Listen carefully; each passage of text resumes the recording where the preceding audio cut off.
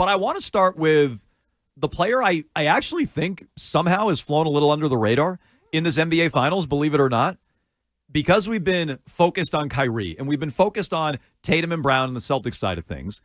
I don't know that we've fully sunk our teeth in on Luka Doncic. So, first question, and we've asked this before, but refresh my memory. We all agree Luka's the best player in the series, right? 100%. Arkan? Yes. Okay. Big ham. You guys, okay. You guys hate Tatum more than I do. Like I'm like, what are you talking about? If Tatum beats Luka, Tatum can be the best player in the league. Like so, right? So I forgot, but you guys all have Luka ahead of him right now, which I would too. This will be a tiebreaker. So why do we hate him? Because I think he'll be the face of the league and take over the league and be the number one player in the league, and you guys aren't ready to go there yet. But as it relates to Doncic, we're talking about the best player in the series. Good, we all agree. Something that I maybe underestimated until I was reading John Tomasi today is Doncic's history against the Celtics in the clutch. I know he's a clutch player. We all watched him turnstile Rudy Gobert last round and some of the buzzer beaters that he's hit. We've all seen them. But specifically against Boston, I remember shots here and there. I kind of forgot how prolific he's been. And so Tomasi wrote about this today at NBC Sports Boston. And it's interesting because the Celtics are not a good clutch team. They were pretty good against Indiana, but I'll give them credit for game one. I'm not giving them credit for games 3 and 4 when the Pacers were without Halliburton. Like, you're not getting the Mavs without Doncic. You're getting the Mavs, I think, with their best player. So that's why this is relevant, and the best player in the series, which the Celtics have not faced yet. For his career, Luka has attempted 4 shots against the Celtics to tie or take the lead in the final 2 minutes. Arkan, I said this to Mego before the show. He's taken 4 to tie or take the lead in the final 2 minutes. How many do you think he's made? 3. All 4. All 4. Hasn't missed. I should have figured with that setup. That was probably all 4. He's 5-6 lifetime against the Celtics. You were playing along. I didn't think you were being legit. Okay, he's 5-6 lifetime against the Celtics. He lost both games this year. One with Porzingis, one without. But 3 of his 5 wins, here's what he did in the final minute plus of the game. Back in February of 2021, he hit 2 threes in the last 15 seconds. Arkan, I think you and I were sitting in a radio studio watching that game. He hit a 3 that put the Mavs in front. Jalen hit a layup to tie the game. He came back down and hit another 3 in the exact same spot, and the Mavs won that game. November 2021, early on the following season, he had a buzzer-beating 3, 10th of a second left, falling out of bounds. 107-104 win for Dallas. I definitely remember that one. March of 2022, which if you remember, and Tomasi highlights this, the Celtics were ripping the league apart. They were on a tear in the second half of that year, en route to the NBA Finals, until they ran into Golden State. He had the game-tying 3 with like 90 seconds left. He also had the game-winning assist. That's not a shot. But he set up Spencer Dinwiddie in the corner. They won that game 95-92. No one was beating the Celtics those days. He is prolific in the clutch. He has dominated the Celtics head-to-head in the clutch in these games. Again, 4 shots, final minute to tie or take the lead. Has not missed. The Dinwiddie shot was the Garnett night, right? Wasn't that the same night? That sounds right. I'm There was pretty some sure sort it of was. event. It was a weekend game. That might be right. Arkan, we were both there. Yeah, we were there for that. And I remember it was Dinwiddie. Yeah, so it was definitely, that was the one. So you guys have seen it firsthand. Right in Garnett's face. He's clutch. You're not. He's the best player in the series. Tatum isn't. So how big of a factor are those things? Doncic in the clutch. Doncic the best player in the series. You know, we talk about Kyrie as a final boss. The Celtics in late game situations where they've been poor, this really is their final test. So do you expect them to pass? Do you want to hear something that will make you feel even worse? Sure. Okay. You want it to get worse? You know how I'm obsessed with those clutch numbers and the clutch squared numbers? Yep.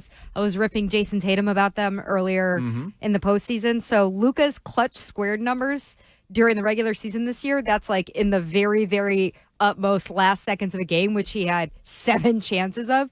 He was 86%. Wow. 86% in the playoffs. His clutch shooting, regular clutch. So what you were talking about, the ability to tie or go ahead in those final 5 minutes is 66%. His clutch squared. So what we were just talking about, those ultimate, buzzer beater minutes, heroic moments, 75% shooting. Like, those numbers are horrifying. Horrifying. And that's in the postseason. Those are in the playoffs this year. So that's going against. That's who he is right now. Minnesota, the best defense in the league, better than the Celtics. That's going against Oklahoma City, who you were fearful of all year long. Who'd they play in round 1? That was a long time ago. The Clippers? Yeah, that's another talented team. And so those are the teams he's doing. He's not doing it against Miami without Jimmy Butler. He's not doing it against Cleveland without Donovan Mitchell and Indiana without Tyrese Halliburton. Those are, fully loaded or large. I guess the Clippers didn't have Kawhi for some of that. Largely fully loaded teams in that Western Gauntlet. That's how he's playing down the stretch. So I think we all know what the answer here is for the Celtics. You've been a front-running team for your whole lives. You've been preparing for this. Do not let yourselves get into any clutch situations with these teams. Okay. With this team, I So, should say. we already felt that way, right? I already kind of felt that way about the Celtics. Maybe the Indiana series changed your mind, and you can weigh in. 617-779-7937. But I really do feel that way. With Luka on the other side, you don't want to be in a close game in the final minute because, again, he'll hit 2 3-pointers in the final 15 seconds to rip your guts out. Or he'll hit a buzzer beater falling out of bounds with a tenth of a second left to beat you. Or he'll hit a 3 to tie the game and then set up a teammate wide open in the corner to beat you while you're in the midst of a red-hot run on the way to the NBA Finals. That was a loaded Celtics team, a team that was, again, in the finals among the best teams in the league that year, and it didn't matter. He came in and dominated in the clutch situation. So, yeah, I'm with Mego. You don't want that. Of course you don't want that. No, you definitely don't. And not to mention the teammate he has now isn't Spencer Dinwiddie, who, no disrespect. He's a Colorado Buffalo. I like him and everything. But now you have a guy who's pretty well known for hitting big shots in the finals. So, that's another element to this that I think you have to factor in.